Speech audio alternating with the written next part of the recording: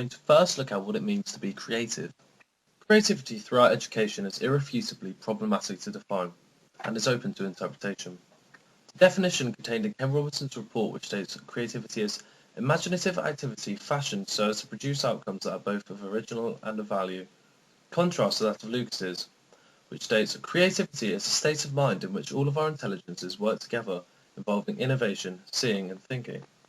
These both in turn differ to Vernon's, which states creativity means a person's capacity to produce new original ideas, insights, restructurings, inventions, or artistic objects, which are accepted by experts as scientific, aesthetic, social, or technological value. In practice, it would be completely unreasonable for children to achieve this definition of creativity on a daily basis. Though the exact definition of creativity is ambiguous, the aims of creative teaching are the same. That is to equip children with the skills to utilise their creativity, as it helps prepare children for skills for an uncertain future for a job market we can't possibly predict. Though creativity is difficult to define, through research and an analysis of the schools which utilise a creative curriculum, we can observe the characteristics which are repeatedly implemented in creative teaching. Encouraging pupils to question and challenge, make connections and see relationships, speculate, keep options open while pursuing a line of inquiry, and reflect critically on ideas, actions and results was a recurring aspect of teaching practice, defined as creative teaching in a recent Ofsted review. This supports the children as creative learners and helps them become part of the creative process. In relation to a creative curriculum, the term creativity must not be tied to subjects that would be deemed traditionally creative, for example drama, art or music, as every subject can be viewed creatively. In this particular instance, we must examine how digital technology can be used to support creative teaching, not just in ICT, but in every subject. The world is becoming a much more digitalised place. The children we will be teaching will only become further immersed in this world, and it is vital that we equip them with the skills to integrate creative uses of technology in their education.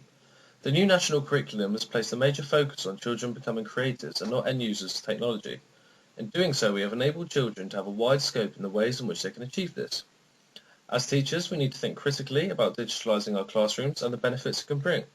Programs such as Scratch enable children the foundation blocks to early programming and freedom of creation and computing. And whilst I had little experience in the program myself, many more able children in my classroom were able to show me hints and tips about the program, which of course reflected on my own learning. But of course the benefits don't stop with computing. In my experience in Central Trinity Brixton, I observed wikis being created in English classes to share work between each other and teachers, allowing a collaborative and creative learning resource for the children. The wikis then went to be sent on home to the parents so that they could be viewed and allow the children's families to see their learning. Moreover, programs such as Photoshop allow art to be placed on a digital scale and permanent, whilst allow changes to positive construction.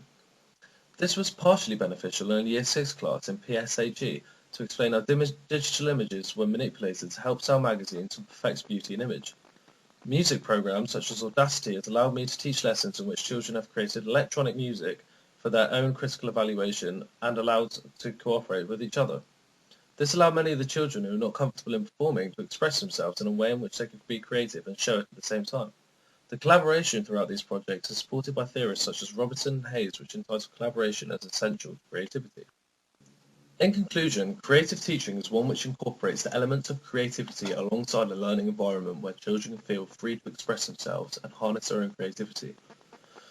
Making digital literacy an intrinsic part of teaching practice which encourages a fundamental prosperity of creativity such as collaboration, criticism, challenging views and ideas is vital for primary teachers.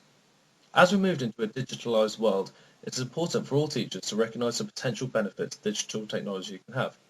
As someone who is confident in their knowledge of ICT, computing and digital literacy, I will always try to incorporate digital literacy and creativity into my future practice. Thank you for listening.